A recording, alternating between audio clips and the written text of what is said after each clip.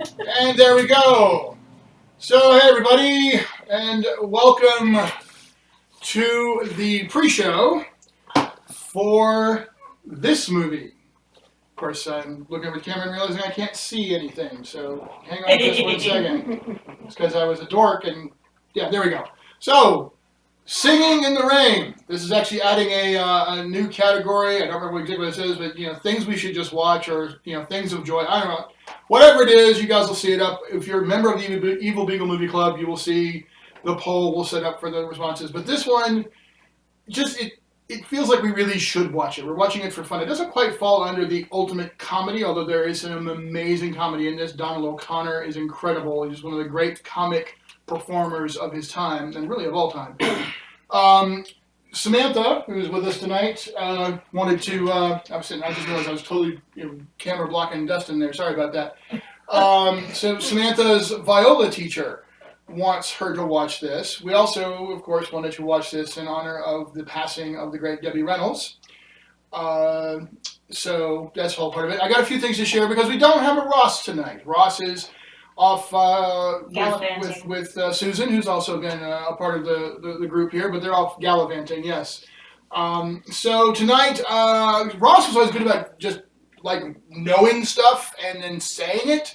I have a script because I don't remember all the things he does, but I'm going to try to do some of those cool Ross facts about the movie. But first, welcome back to Dustin, who's was with us for the first episode of Evil Beagle Movie Club. Of course, y'all met Samantha for the Princess Mononoke one. We have Sean and Meg back tonight. I know, Meg, this is an important movie for you. It's probably one of the first movies I've ever seen in my life because my dad is huge musicals and old. He's going to be 80, so he's got a lot of all kinds of crap. I have weird trivia and everything. Oh, well, in that case, about this one? No. Okay. Not that I can remember about this one. Okay. Well. About Fred Astaire. Ah, well, there is actually a anecdote about Fred Astaire where this movie is concerned. Tambria joins us for the first time tonight. Tambria, known as the Dozy Gnome. By the way, if you're local, she is a fantastic masseuse. I said that correctly, yes, masseuse. Massage therapist. Massage therapist. My apologies. It's always makes backs happy. All right, so that's the last one you can see on camera, but off camera, where I'm pointing now, of course, is Carinn, as always. Say hi. She who prefers not to be on camera. Yeah, and then Chris Parks is almost always here, but he's a... Howdy. Yep, there he is. You saw the pretty boy. He's a ninja. All right, so I'm going to share a few things now, and I'll save a couple of bits for after the movie. But the plot of the movie is one of the many meta-plot films that defined the musical genre for long years in the first decades of Hollywood. In this case, the focus is on the system shock the studio suffered as the transition from silent films to talkies came about. I mean, it's a fun, happy, light movie, and there's comedy and music and everything, but it's just a real event. So there's actually some historical relevance to what was going on there. It was a really interesting transition as the silent film was no longer a viable medium, and this movie hits that head on. It just hits it with a lot of aplomb, beauty, and lots of color.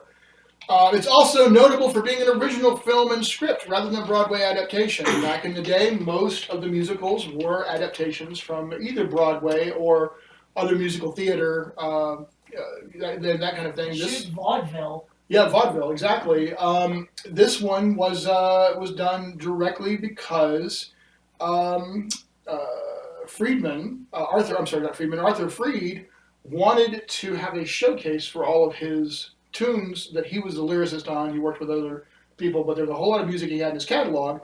And yes, it was something of an ego thing, but it was also very much a smart move because, of course, he had access to all this music. He didn't have to pay anybody else for it. He also wanted to popularize the music because the music industry was also starting to get underway, and he wanted to get his music out there as part of that developing, people buying music for music's sake kind of thing. Using the time-honored dream sequence approach, one incredible sequence, the Broadway Melody 10-minute mini ballet, was a late addition. Producer Arthur Freed, who wrote most of the songs in the movie, admired how well such a number had worked in American in Paris, which precedes this movie, by the way. And at the time, blew the numbers away. American in Paris was a massive success for its time, hugely popular. This was not as big a deal when it first came out. It didn't fall flat, just didn't really generate quite the buzz. Yes? When you say that it was predecessor, are you meaning story-wise, or are you just meaning it came out first?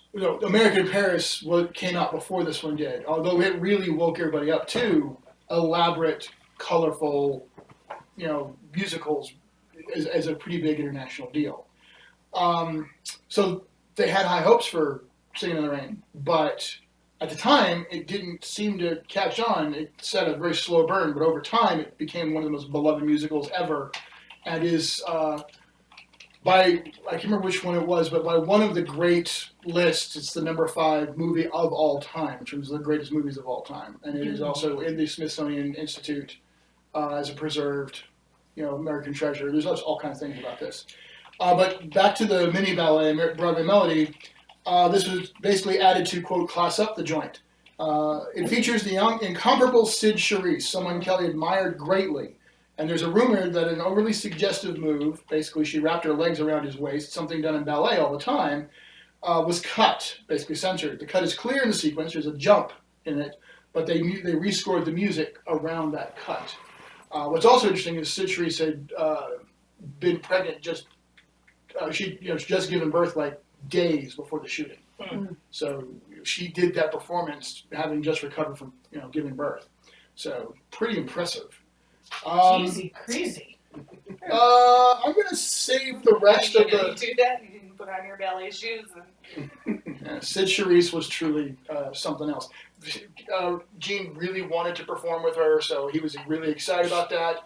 Duh. Yeah, duh. Although another thing that's interesting is he choreographed it specifically to account for the fact that she was much taller than him. So all of the motions and movements in that, of course, you can kind of keep, when we watch it, you guys can kind of keep an eye on that, because if you look at it, you can realize that the way they lean into each other and everything about the motion, because Sid was real about the man, and he was an egotist, and there's all kinds of stuff about that. In fact, there is an anecdote about that I'll share in the post-show that turns out not so bad at the end. But he had his issues and was demanding, but the man was a genius choreographer. So he was able to make that work, and you don't tend to note how much taller she is than him.